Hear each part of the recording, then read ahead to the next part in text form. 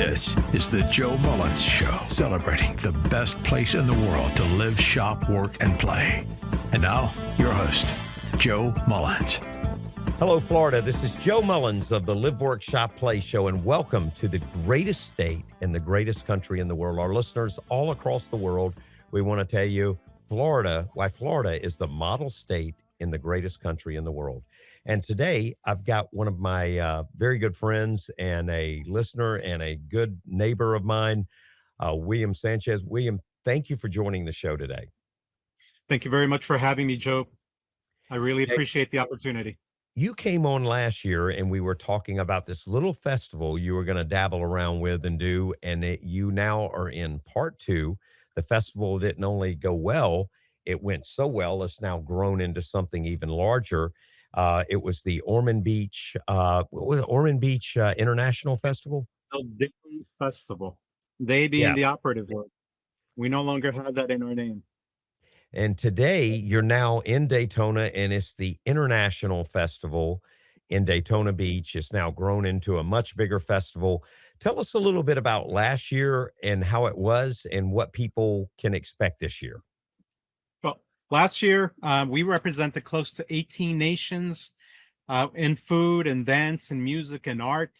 A lot of lessons were learned, and the biggest lesson that we learned is that there is a definite community buy-in to this type of festival. There is a need for the population or our neighbors, like you just mentioned, all of us to collectively gather and celebrate what it is that diversity is. Our last festival included music from Colombia, from Uzbekistan, from Russia, from Iran, Hungary, from a plethora of countries, and these countries all exemplify what the American experience is.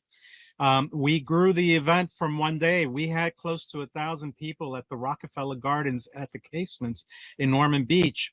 And if you've ever been there, parking's always at a premium there. And we had, for us to accomplish that number of people on a 100+ degree day, on a Father's Day weekend, on the No Kings protest day, it meant a lot to me and meant a lot to my committee and the group that put this together, because it meant that we're an alternative to all the issues that are occurring around our country, a positive influence, if you may, to the current situation. Fast forward to 2026, when we were endeavoring to do it again, the city of Daytona Beach actually approached us and they're like, well, we would like for you to hold the event at our city. And, I looked at them, I looked at what they offered.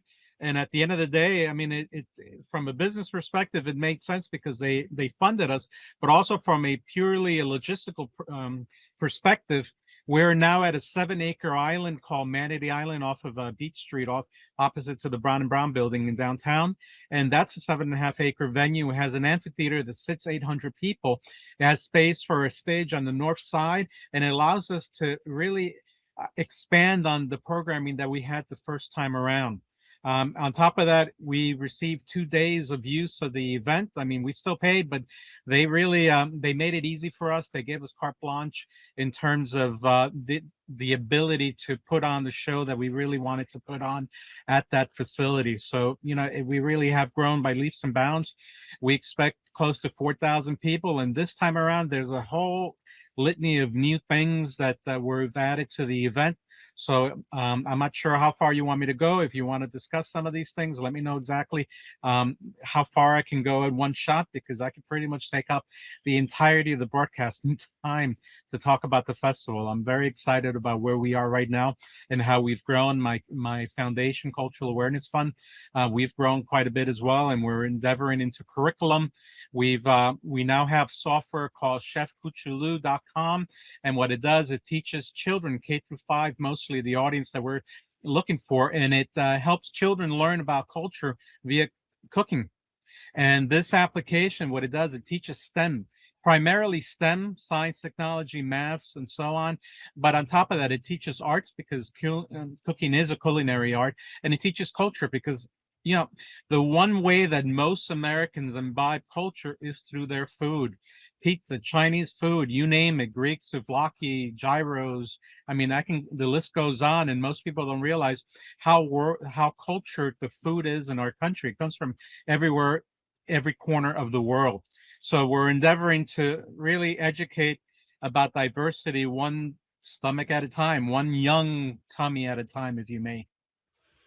Now, William, how does the festival, when you talk about the different cultures and the different things, how does the festival flow? Like, do you have a stage where you see certain things, or do you have different areas where you have different things going on?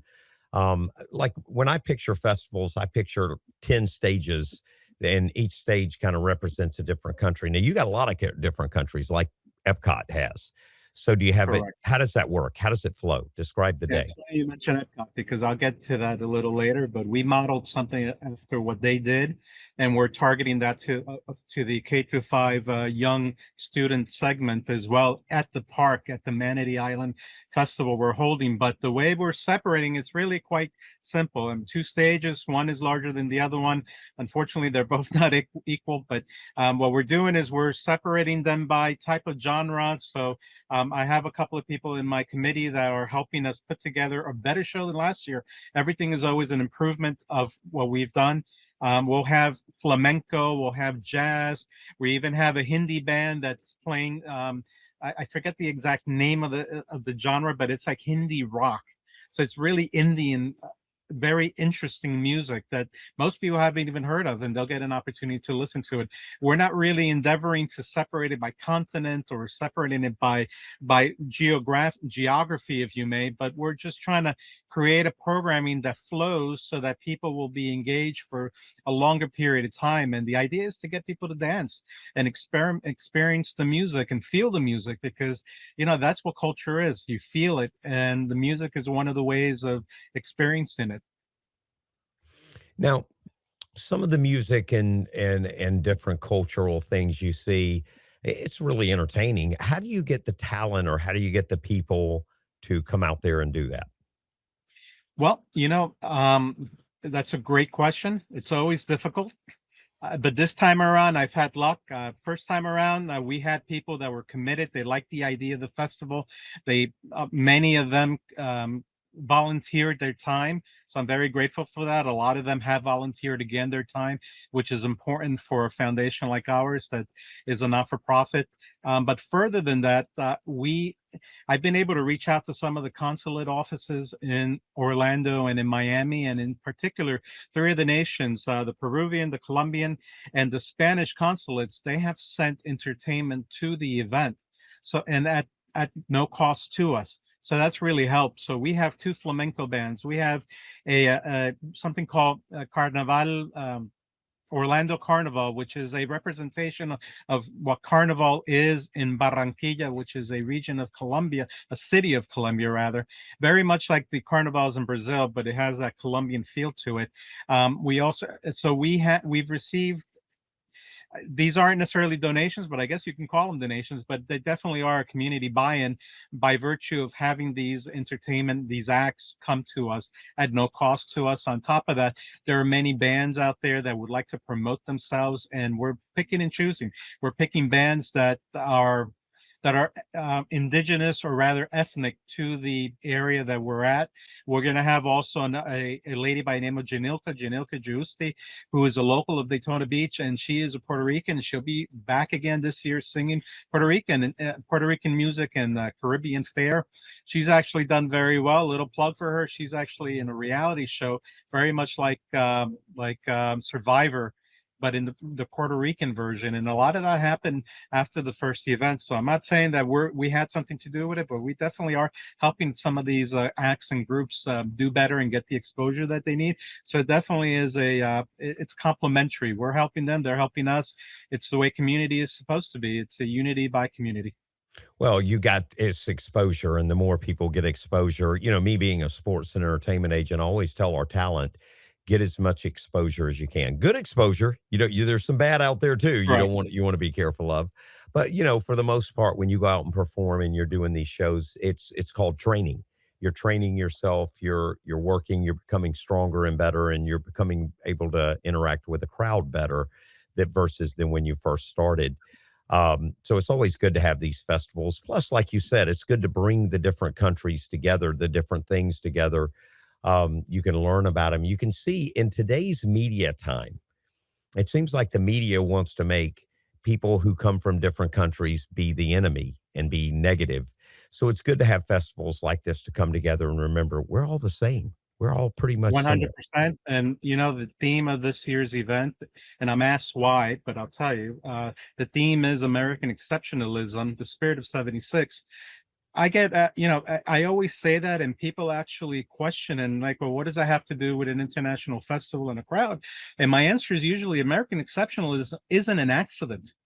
It occurred because of the diversity that of people who moved to this nation in the 1600s, in the 1400s. Every decade or every 100 years past the colonization of this nation brought different peoples to this nation. It brought different ideals. It brought different religions. It brought different ways of thinking, philosophy from nations like France and England. It brought different forms of governments. It brought ideas of what they like and what they don't like. Even as things as mundane as systems of government, like the Magna Carta, which I just happened to hear about the other day again. And this is from grade school, but that's a perfect example of a 1200, something that was written in the 1200s that is pervasive. It really informs most of these nations and informed us as a nation. So for us to say that American exceptionalism, which I believe we're deeply rooted in this nation with, is not something that is an idea that became as a result of the diversity that moved to this nation. I think that's a little disingenuous to see it that way. On top of that, the spirit of 76, our War of Independence, I wouldn't have occurred. And I tell you, if we weren't here, and the fact is that we were rebelling against an idea that didn't agree with what our collective ideas at that point became, because everything changes in this melting pot, this experiment that this nation has changed over the period of hundreds of years that that people lived in it. So the spirit of 76, the War of Independence, that's something that is a direct result of immigration and diversity in this nation. So I think that this festival, for me at least, and from a personal level, I want to make sure that we're encompassing and we're displaying the benefits of diversity and displaying the benefits of having these different ideas that come from different nations. Because at the end of the day, that's really what this great nation is. And as a first generation American, it's important for me. I hold it's true, and it's very near and dear to me. It is, and I come from Italian descent. And I love going to the Italian festivals. I'm Irish. I have Irish in me as well, and I love going to the Irish festivals and seeing the St. Patty's Day. It's great seeing it, and I sit there and go, "Man, these Irish people are crazy." And then I think, "Wait a minute, I am one of them." And then I have Native American, and the Native American side. If anybody can argue that this is their country, our Native Americans can, because they were here first. They occupied the land. And I have that in me. And I look at the melting pot. And when you say international festival, that's really what America's about. We're international. We're not one nation. We are combined under one nation. But when you look up the makeup of America, it is not one nation. It's the world. America has more people from anywhere different than any country. But when I went to Cuba a few years ago, I went to Cuba and got to go to see Copacabana. It really helped me see that in the festival that I went to prior, helped me understand what I was walking into. It helped take the stigma that I was going to be killed or murdered down in Cuba. And I realized I met a lot of wonderful local people. I met a lot of wonderful people that were very talented at the Copacabana. Whatever it was, the place, the dancing, the Which one, in singing, the Havana? music. Yeah, it was in The Havana. Buena Vista, Yeah, which is unbelievable seeing all the music and the arts. And I realized these are some beautiful people, and they care. They're not here to fight you. They're not here to kill you. They're not here to. And the women, the dancing, I just sat there and went, how do they move like that? How do they? And then the men come out and they're doing the same thing, and I'm going. Yeah. We are so different, but yet it is so beautiful seeing it, and it was very entertaining. But I was glad that I had gone to an international festival inside the States to prepare me for what I was going to see, because it gave me the courage to step out of the trail and step out of the tourism thing, the line, and go to this place and see some of the local arts and stuff. and it was just like it was at the festivals. The people were amazing, and I had a great You know, time. Cuba's a dichotomy. I got to tell you, I've been there. My wife and I, in the 2015s through the 18s, I must have taken 4 or 5 trips there. I got to tell you, I have a fondness for the Cuban people. It is a dichotomy though, because as an American, we're accustomed to doing things a certain way. Business is definitely different in Cuba. At the end of the day, I wasn't able to accomplish my task in Cuba, but what I learned of the Cuban people is that it's a ready workforce. They are smart, intelligent, very well spoken, eloquent in Spanish, as well as well spoken in English. Definitely, I came back impressed as a business owner that, if a business were to set up shop in Cuba, they'd find very talented people to run the business and not have to worry about it. But going back to the point that you made before that, really, the United States is an amalgamation of cultures, of languages. Our language, English, although it's not our Queen's English, or rather not my Queen's English, but you understand what I'm saying. Yeah. Our American English is an amalgamation of different words from different languages. So, I mean, something is sauerkraut, which most people take for granted. That's not an American. That's not an English word for sure. And there's a lot of words like that in the English language.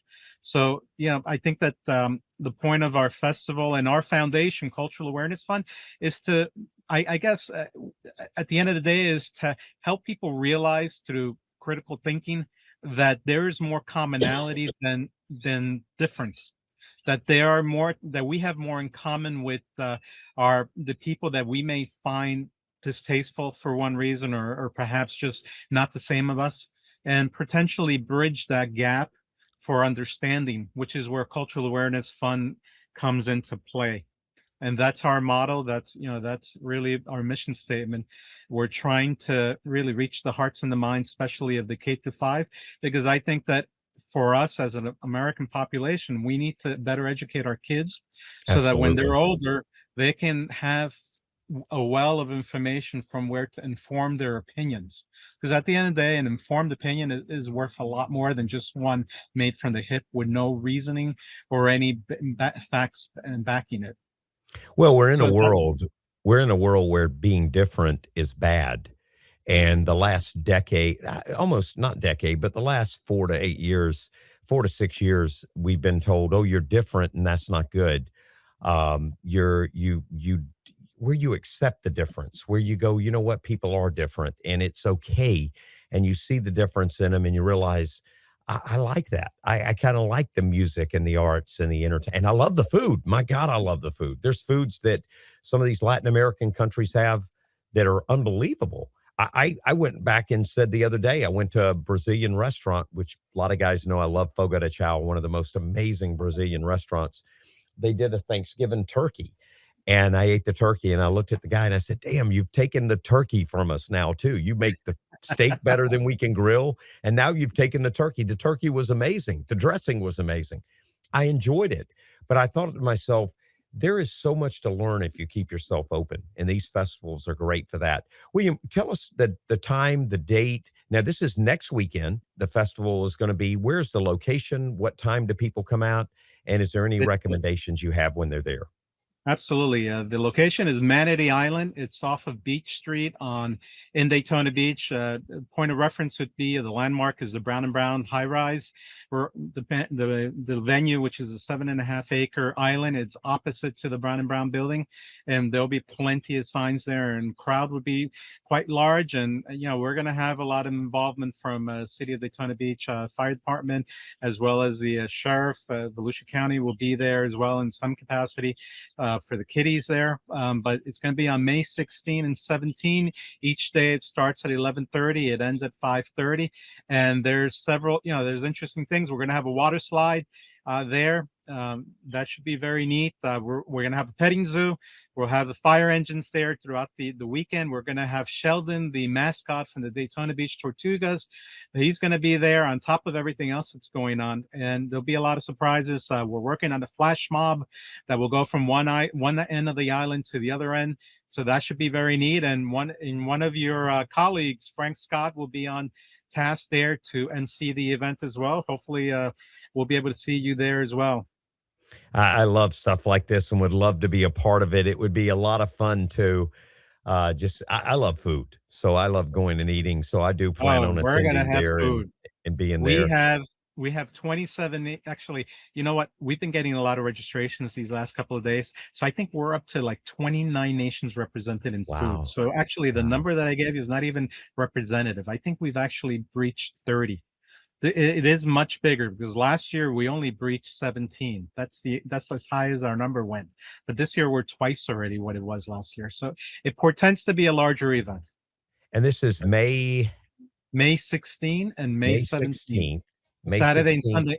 And and I wanted to add one thing. We have an initiative called the Global Passport, the Global Cultural Passport, very much like the World Showcase at Epcot, which I hope they're not going to sue me for infringement. But the idea was to involve K-5 students at the event. How best to do that than to offer these winning school or classroom a free pizza party as well as a $100 incentive. So that's what we went ahead and did for the classrooms. And what we're expecting of the students is to come out to the event. They will check in. They'll get a passport of sorts. They'll go around the island, circumambulate. They'll get stamps or checks on the globes inside the passport for the different nations. And then when they check out, they'll get noted down that they've completed their passport, their name, their phone number, school name, and the classroom, or the teacher. And then we will award the $100 as well as a pizza party to the winning classroom. And that's a way of trying to get buy-in from the community. That's a way of trying to get as many kids out here because I believe we need to reach out to the children.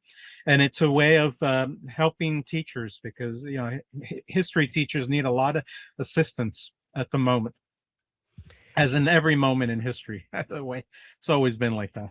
And William, the location of the event is The address is, I want to say 355 North Beach Street, Daytona Beach, Florida, 32114. and But it the is landmark is Brown and Brown building. Can't miss that building. It's the tallest building on beachside. what time do the festivities start? 11:30. We're there from 11:30 and they go 11:30 till yeah. 11:30, and the kids can check in at any given time, and they'll be there till 5:30. The Fish and Wildlife group, the Fish and FWC, may very well be there as well. They're assigning a lieutenant to one of those 2 days to give out classes to children on what size fishes they can catch, what they need to return, which is very important in the state. Kids do not do not fish large fishes. I mean, small fishes. You want to put them back. I've seen what happens when you take small fishes, and it's not a pretty sight. So no one should be fishing anything that's not regulation size. So they'll be there to explain that, as well as I believe the Florida Youth Committee. I forget. They'll be there with some fishing rods to teach children how to fish as well. We even have yoga classes. One of our yoga vendors said, well, we'll put up a yoga class. I said, you know what?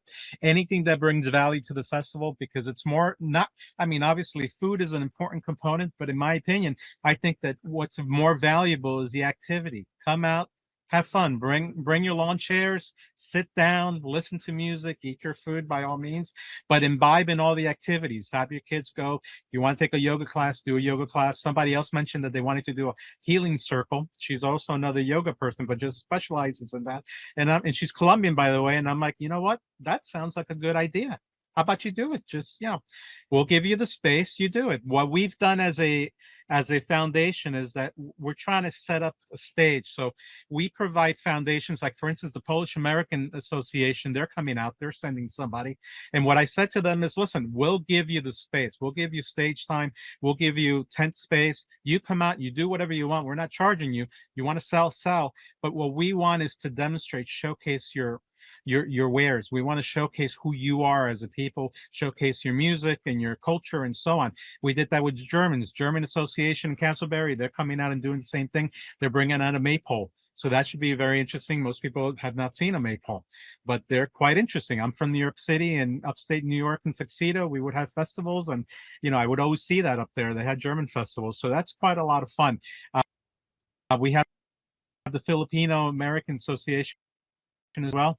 They're coming out with dance and music and food as well. We have, and they're bringing out culture and music and food. The Iranian American societies out there as well with the youth group dancing, and they're bringing out food as well. So we've had a lot of, thankfully, I got to thank God, because all this is by His grace that a lot of this is happening. I've been given the opportunity to meet these wonderful people that have given me the opportunity to put this together. Because at the end of the day, a person with an idea is just a person with an idea without having a team behind them, Right. helping to put all this together and buying into the idea. Because at the end of the day, that's what this is, and it's an idea. And I'm very glad that we've been able to duplicate it in size, double in size after 1 year. I think that's a big deal. It's cross fingers that everything goes out unhinged and perfect. William, we want to thank you for joining us. And I want to encourage our listeners, just a little ways away from Tampa. You go down I-4, go east, you can hit Daytona. You can go 95 south from Jacksonville. You can hit Daytona. If you're coming into the state of Florida this coming weekend, next weekend on May 16th and 17th, you can hit the International Festival in Daytona Beach. There's a lot more than just spring break and races that go on there. There's some good people that live there, a lot of good festivals. I encourage you down North Beach Street, the Daytona International Festival. Come see it. William, thank you for joining us. We look forward to seeing you out there. Starts at 9 a.m. and goes to what, 5 p.m.? 11:30 to 5:30, actually. 11:30 to 5:30. 11:30 to 5:30. Come out, see the festival. Although I got to tell you, next year it may be from 9 to 5, depending on how it goes this year. Because you know what? We have just a lot going on, a lot of moving pieces, a lot of cogs. So it may very well need to be longer. Let's see. Let's wait. I mean, at the end of the day, it is what it is. We'll see how it works out this week, this next weekend. But thank you very much for having me. Second annual festival is worth checking out. Daytona Beach, Florida.